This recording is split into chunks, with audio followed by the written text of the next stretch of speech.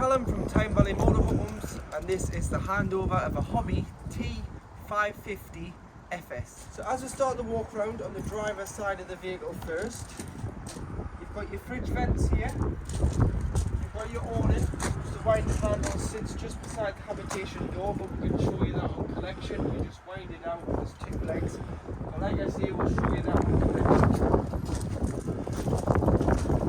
Got this added security lock here, so what you can do is you can turn it and put it over the door when you're storing the van. Never have it over the door when you're travelling in the vehicle in case you have to get out this door, but it is added security for when you are storing the motorhome.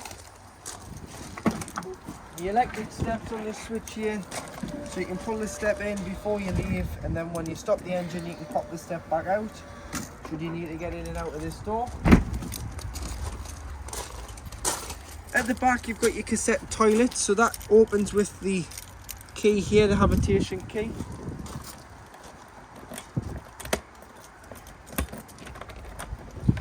And in there it has had a SOG system added to it, which is an addition. So when you get the cassette out, what you need to do is you need to lift this yellow catch, slide the cassette out, and you want to disconnect the SOG.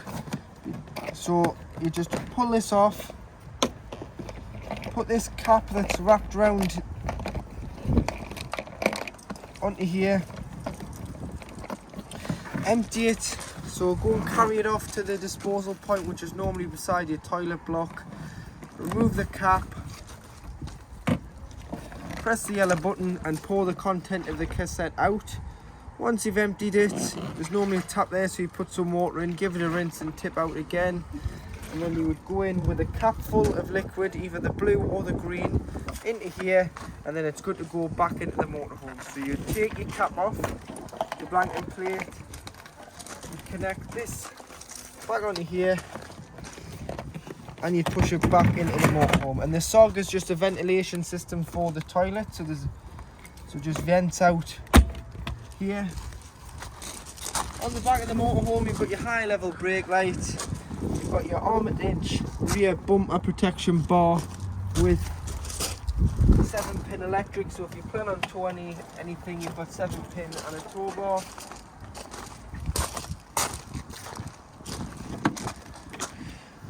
This is the storage underneath the bed. Obviously you can see you've got your toolkit there for your Ford with your brace and your jack, the carpets and some storage underneath the bed. You can lift this up and that'll hold the door open into place.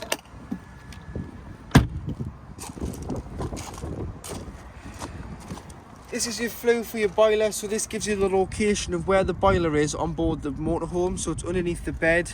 So that'll allow the fumes out when operating on gas. Just make sure it's always obstruction free. And then next to it you do have your LPG locker, so this is your gas locker. And in here you can fit 2 bottles. We've put our 6 kilogram test bottle on here, so you can get 2 6s in there, and you've got straps to strap them in. So always make sure that the bottle is nice and safe and secure once you've strapped the bottle on board. And then to connect this pipe here, which is known as the pigtail, what you need to do is, it's a left hand thread to tighten, right to loosen, so opposite with it being gas. Tighten it until it's hand tight, and then turn the cylinder on and off from the top of the bottle. Always make sure that the cylinder is turned off before you start travelling, so it's nice and safe and secure for you and other road users, and that you're not going to cause any risk when driving. Next to it you have your hookup point, so to hook the motorhome up, you get your hookup point, lift the collar, lift the flap on the van, push this over the top, hook the motorhome up first and then the sight, and do it in reverse order when unhooking, along with pressing the blue catch down to release the pins when unhooking from the motorhome. Here you do have your fresh water, so this is where you need to carry a hose pipe with some hose pipe fittings, as it's mainly just a brass tap on site. It is lockable with the habitation key. Put the flat end of the hose into here and fill it until it overflows, or until you're happy there's enough water on board, which you can see on the main control panel. So just behind the passenger door, this is your wastewater. So normally on the way out of your site, you pull over a grid on the floor, which is your wastewater disposal point on site. Then you take your cap off, and then you need to use the handle because it's got a little valve in there. So we'll pull the handle back,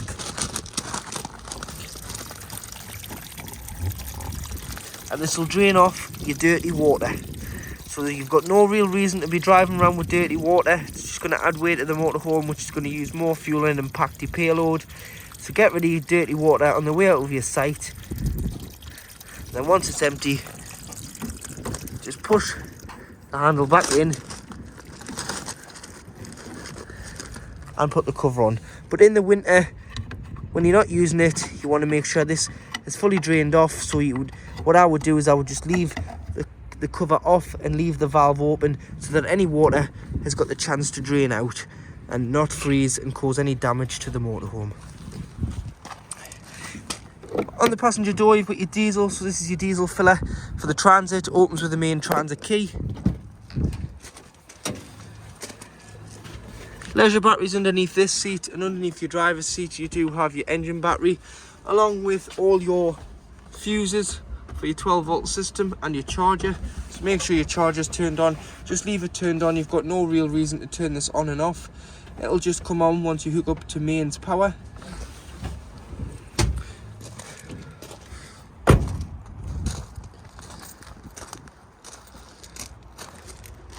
And then to open the bonnet, it's just a case of putting the key into here and popping the bonnet as it's a Ford. So to operate your hobby control panel, your master switch to turn your 12-volt on is this one here. So when you get in the van, you'll want to press that button and turn your leisure battery 12-volt system on. That'll give you 12-volt if you're not hooked up, and if you are hooked up, you'll obviously have mains 240-volt to work 3-pin sockets. This one here is a heated fresh water tank. So if it's going to freeze overnight, you can pop that on to save your water from freezing. And this one is your pump. So you need to turn your pump on to use the taps, toilet and shower, because this is what's going to pressurize the water to those taps. If that's not on, you'll just get whatever's left in the lines until it fades out. Down this side, you've got the picture of the van, which is your Ford battery reading. You've got your leisure battery reading here as well, and you've got your fresh water reading. Take the hookup out of the leisure battery to get a true reading of the battery, so you can see what charge is actually in the battery, because when hooked up you get a false reading. So right beside the habitation door is your heating and hot water controls. So you've got your energy source on this one, so what source you want to use, and you've got your 1 to 9, which is your temperature of the vehicle. 9 is equivalent to 30 degrees. So this is your thermostat. So if we just have a look up here, this is what it tells you what you need to do. So this one being your top dial and this one being your bottom dial. So this is just an overrun, so you can stop this video at any time if you're struggling and read this, and it'll tell you exactly how to work the heating and hot water system. But I'm going to show you anyway. So you've got off on this dial, and then the two top ones are the temperature of your water, just your water alone. So in the summer, when you don't want the heating, you can heat the water at either 60 degrees or 40 degrees. Then if you just want to heat the vehicle and not the water, you turn it to the gas flame here. Choose your temperature, 1 to 9, obviously 9's 30 degrees, so 5's around 15. And then if you did want heating and hot water on together, so heating on and water at 60 degrees, you put on the bottom one. Then above you choose your energy source. So starting at the top and working my way down, you've got 1500 watts of mains 240-volt electric, so you've got to be hooked up. Then you've got your lower amperage of electric, which is 750 watts.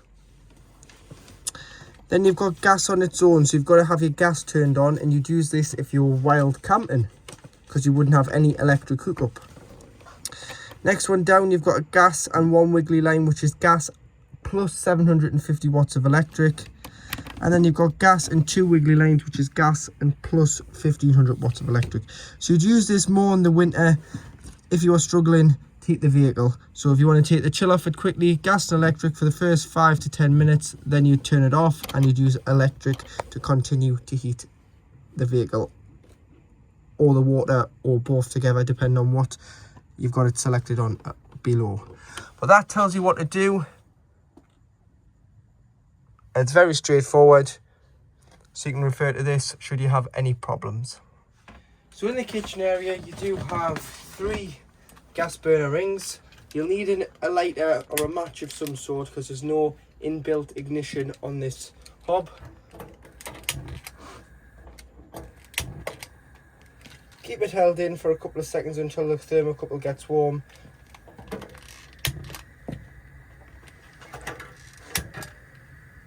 And then there you've got 3 late gas rings. Allow these to cool so it's cool enough to lie your hand upon until you put the glass lid down, otherwise you may shatter the glass lid. You've also got making sure that your pump's on for your tap and you get pressurised water. And this is showing you hot water, so you can see the steam coming off the water there. That's indicating that your water is really hot, which it is. Pressing the catches in, you can open your overhead storage.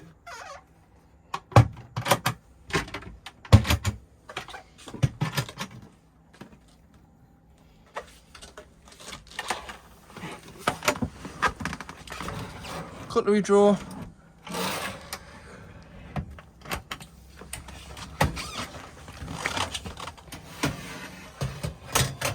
You've got your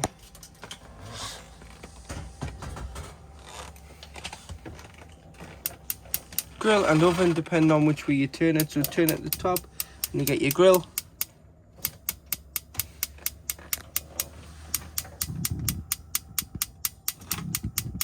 Keep it held in for a little bit longer, then you can let go. And then this side you've got your oven. You've got a light on here, and you've got this device here, which is where you can put the stick on and put your meat through, and it'll turn it round. But that's whether it's with the vehicle or not, but it does have that function. You may need to buy that part.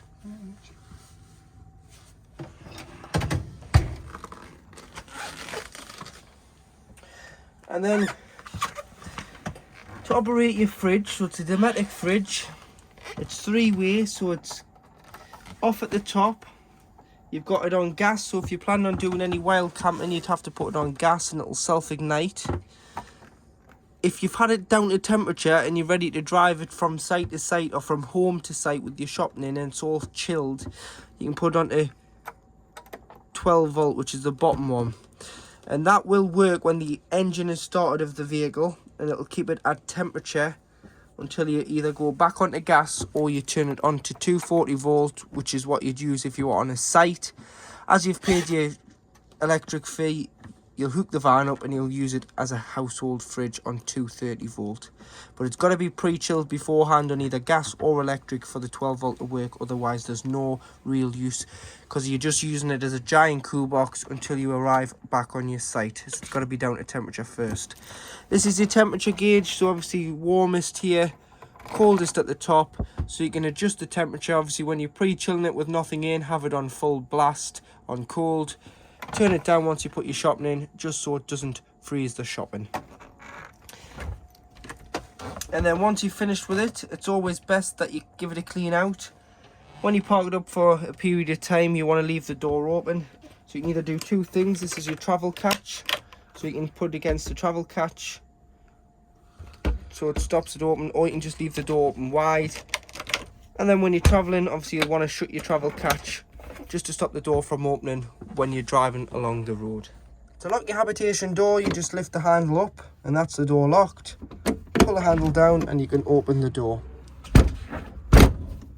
Up the lock.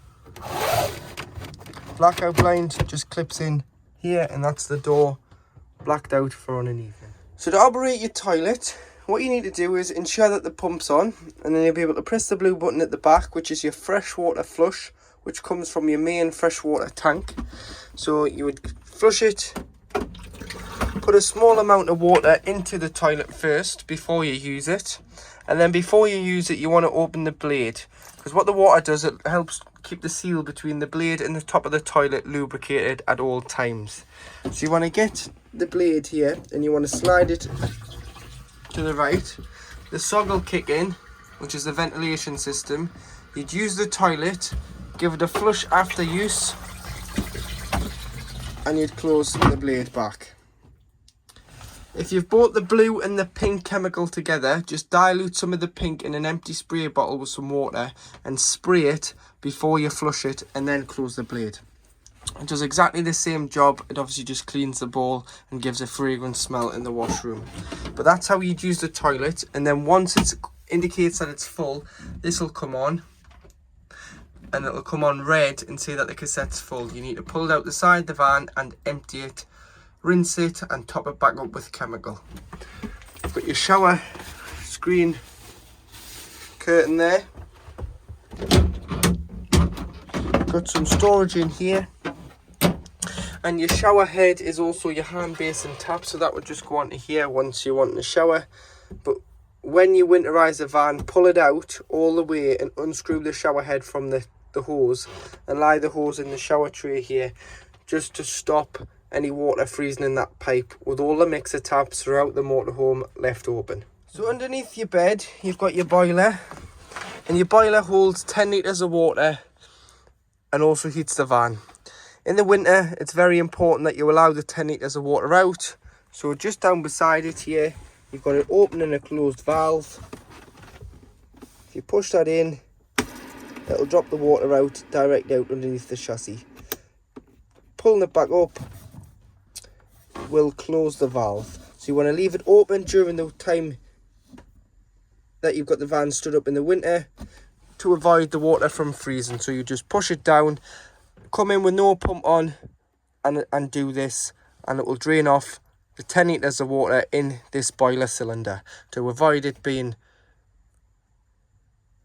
frozen and causing any damage to the boiler. So drain your boiler off, open your waste, and obviously to drain your fresh off, what you've got to do on this motorhome, which you've got to put the pump on and open the tap until the water stops, because there's no fresh water drain on this van, it's through the waste. So what you've got to do is open the tap, let the water just run out, and then once it's run out, it's empty. But you can check the tank, which is underneath here. You lift this cushion off, open the board, and there's a big red screw cap. Turn that open and you can see how much water's in there at any one time. But drain your water system off in the winter to avoid any water from being frozen. To turn your seats, what you'll need to do is pull the seat forward and then unlock the swivel bases with these orange handles, and you'll be able to turn the captain seats around the table, and then you'll have 4 being able to sit around the dining area.